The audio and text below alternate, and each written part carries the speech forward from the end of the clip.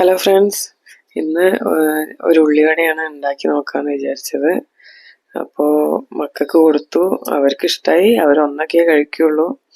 അവർക്ക് ഉള്ളിനോട് വലിയ താല്പര്യമില്ലാത്ത കൂട്ടത്തിലാണ്. അപ്പോൾ നമുക്ക് നോക്കാം എങ്ങനെയാണ്. അപ്പോൾ ഉള്ളി ഞാൻ മിക്സിയിലാണ് അരിഞ്ഞെടുത്തത്, അതുകൊണ്ട് കനം കുറഞ്ഞ് അരിഞ്ഞ് കിട്ടി. അപ്പോൾ അതിലേക്ക് വേണ്ടിയിട്ട് ഇഞ്ചി കനം കുറഞ്ഞ് അരിയണം, കുനുകുന അരിയണം. അങ്ങനെ ഇഞ്ചി ഉണ്ട് എന്ന് അറിയാൻ പാടില്ല. ഇഞ്ചി കടിക്കുന്നൊന്നും ചിലർക്ക് ഇഷ്ടമല്ല. അപ്പോൾ ചെറുതാക്കി അരിഞ്ഞു കഴിഞ്ഞാൽ വലിയ സീനില്ല. അപ്പോൾ നല്ല കനം കുറഞ്ഞ് ആണ് അരിഞ്ഞത്. പിന്നെ അതിലേക്ക് ഇടാൻ വേണ്ടിയിട്ട് ഒരു 2 പച്ചമുളകേ ഞാൻ എടുത്തിട്ടുള്ളൂ. ഇവിടെ എരിവ് വലിയ താല്പര്യമില്ല, അപ്പോൾ അത് കാരണം പച്ചമുളക് കുറച്ചേ എടുത്തിട്ടുള്ളൂ. അപ്പോൾ അതും നന്നായി കനം കുറഞ്ഞ് അരിഞ്ഞു. ഇനി ഇത് നമുക്ക് നമ്മളെ ഉള്ളിയിലേക്ക് മിക്സ് ചെയ്ത് കൊടുക്കാം. അപ്പോൾ ഉള്ളി എടുത്തു, അതിലേക്ക് ഇനി അരിഞ്ഞു വെച്ച പച്ചമുളകും ഇഞ്ചിയും ഇട്ടു. ഇതിനി നന്നായിട്ട് കൈകൊണ്ട് മിക്സ് ചെയ്ത് ഒരു 10-20 മിനിറ്റ്, 20 മിനിറ്റ് അല്ലെങ്കിൽ ഒരു 10 മിനിറ്റ്, മാക്സിമം 20 മിനിറ്റ് വെച്ചാൽ മതി. അപ്പോൾ അതിലേക്ക് ഉപ്പ് ആഡ് ചെയ്യാൻ മറക്കരുത്. ഉപ്പ് ആഡ് ചെയ്ത് നന്നായിട്ട് കൈകൊണ്ട് മിക്സ് ചെയ്ത് ഞാനൊരു 20 മിനിറ്റ് വെച്ചിട്ടുണ്ട്. അപ്പോൾ അതൊന്ന് നന്നായിട്ട് വെള്ളം ഇറങ്ങി വരും. കണ്ടില്ലേ, ഇതിപ്പോൾ റെസ്റ്റ് ചെയ്യാൻ വെച്ചതിന് ശേഷമുള്ളതാണ്. അപ്പോൾ അതിലേക്ക് നന്നായി ഉള്ളിൽ നിന്ന് വെള്ളം ഇറങ്ങി വന്നിട്ടുണ്ട്. അപ്പോൾ ഈ വെള്ളം തന്നെ മതിയാവും നമുക്ക്. കടലപ്പൊടി 2 ടേബിൾ സ്പൂൺ ഇട്ടിട്ടുണ്ട്. അതേപോലെ ഇനി അതിലേക്ക് ഒരു ടേബിൾ സ്പൂണ് മൈദപ്പൊടിയാണ് ഇട്ടത്. അതിനി അതിലേക്ക് ഉപ്പ്, ആ പൊടിയിലേക്ക് ആവശ്യമായ ഉപ്പ്, ഒരു പിഞ്ച് കായപ്പൊടി, ഇത്ര ഇട്ടിട്ട് നന്നായിട്ട് മിക്സ് ചെയ്ത് വയ്ക്കുക. അപ്പോൾ ഇതിൽ ഓൾറെഡി വെള്ളം ഉള്ളത് കാരണം ഇതിലേക്ക് ഇനി വെള്ളം ആഡ് ചെയ്യേണ്ട ആവശ്യമില്ല. ഞാനൊരു ഡ്രോപ്പ് വെള്ളം പോലും ഇതിലേക്ക് ഒഴിച്ചിട്ടില്ല.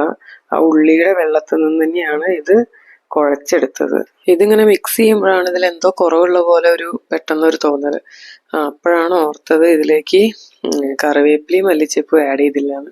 അപ്പോൾ നമുക്ക് കുറച്ച് കറിവേപ്പിലയും വളരെ കുറച്ച് മതി, മല്ലിച്ചപ്പ് നന്നായി നൈസായിട്ട് അരിഞ്ഞിട്ട് അതിലേക്ക് ആഡ് ചെയ്ത് കൊടുക്കാം. എന്നിട്ട് നന്നായിട്ട് മിക്സ് ചെയ്ത് കൊടുക്കണം.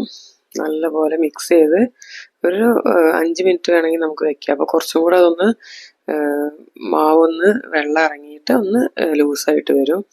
എന്നിട്ട് നമുക്കിത് എണ്ണയിൽ വറുത്ത് കോരി എടുക്കാം. അപ്പോൾ ഒരു പ്രാവശ്യം ഞാൻ ഇത് ചെയ്ത് ഫെയിലായി. പിന്നെയാണ് ഇത് ഡീപ് ഫ്രൈ ചെയ്യാൻ വേണ്ടിയിട്ട് നിൽക്കുന്നത്. ആദ്യത്തെ പ്രാവശ്യം ഞാൻ ഒരു പാനിലാണിത് ഫ്രൈ ചെയ്ത് നോക്കിയത്. അത് കറക്റ്റായി വന്നില്ല. അപ്പോൾ ഞാൻ ഒരു ചീനച്ചട്ടി എടുത്തു, അതിലേക്ക് എണ്ണ ഒഴിച്ചിട്ട് കയ്യിലിങ്ങനെ ഒന്ന് പരത്തിയെടുത്തിട്ടാണ് അത് എണ്ണയിലേക്ക് ഇട്ടത്. അപ്പോൾ കനം കുറച്ച് പരത്തിയെടുക്കാൻ ശ്രദ്ധിക്കണം. കട്ടി കൂടിക്കഴിഞ്ഞാൽ ഇതിൻ്റെ ഉള്ളിൽ വെന്ത് കിട്ടില്ല, കുറച്ച് ബുദ്ധിമുട്ടായിരിക്കും. ഉള്ളി ആയതുകൊണ്ട് പെട്ടെന്ന് ഫ്രൈ ആവുകയും ചെയ്യും. അപ്പോൾ ഈ മാവ് കുക്കാവാനുള്ള സമയം കിട്ടിയെന്ന് വരില്ല. അപ്പോൾ കട്ടി കുറച്ചിട്ട് വേണം ഇതൊന്ന് ഫ്രൈ ആക്കി എടുക്കാൻ. 2 സൈഡും മാറിയിട്ട് കൊടുക്കുക. ഒരുപാട് കളറ് മാറാൻ വേണ്ടി കാത്തു നിൽക്കരുത്, അപ്പോൾ ഉള്ളി കരിഞ്ഞു പോവും. അപ്പോൾ സെക്കൻഡ് ട്രിപ്പും കൂടെ ട്രൈ ചെയ്ത് നോക്കുക. അപ്പോൾ 2 എണ്ണമാണ് ഞാൻ ഇപ്രാവശ്യം ഇട്ട് നോക്കുന്നത്. ചെറിയ ചട്ടി ആയത് കാരണം ഒരുപാട് ഇടാൻ കഴിയില്ല. പിന്നെ അധികം എണ്ണയും ഞാൻ ഒഴിച്ചു കൊടുത്തിട്ടില്ല. പിന്നെ സിമ്മിലിട്ടിട്ട് വേണം ഉള്ളിവട ഫ്രൈ ചെയ്തെടുക്കാൻ. ഒരിക്കലും ഫുൾ ഫ്ലെയിമിലിട്ട് ചെയ്യരുത്. ചെയ്ത് കഴിഞ്ഞാൽ ഉള്ളി കരിഞ്ഞ് പിന്നെ അത് നമുക്ക് കഴിക്കാൻ പറ്റാത്ത അവസ്ഥയാവും. മുന്നേ ചെയ്തപ്പോൾ എനിക്കത് പറ്റിപ്പോയി, അതുകൊണ്ടാണ് ഞാൻ പ്രത്യേകം എടുത്തു പറയുന്നത്. ഒരിക്കലും ഫുൾ ഫ്ലെയിമിലിട്ട് ഉള്ളിവട ഫ്രൈ ചെയ്തെടുക്കരുത്. അപ്പോൾ ഇതിൻ്റെ കളർ ഇപ്പോൾ ഒന്ന് ചേഞ്ചായി. ഒരു തവണയും കൂടെ നമുക്കിത് മറിച്ച് അപ്പുറം മറിച്ചിട്ട് കൊടുക്കാം. അതിന് ശേഷം ഇത് കോരി എടുക്കണം, ഇല്ലെങ്കിൽ ഇത് ഒരുപാട് കരിഞ്ഞു പോവും. കട്ടി കുറവായത് കൊണ്ട് ഉള്ളെന്തായാലും വെന്ത് കാണും. പിന്നെ ഡീപ് ഫ്രൈ ആയത് കാരണം അത് ഉള്ളെന്തായാലും ഫ്രൈ ആവും. അപ്പോൾ ഞാനിത് കോരി എടുക്കുകയാണ്.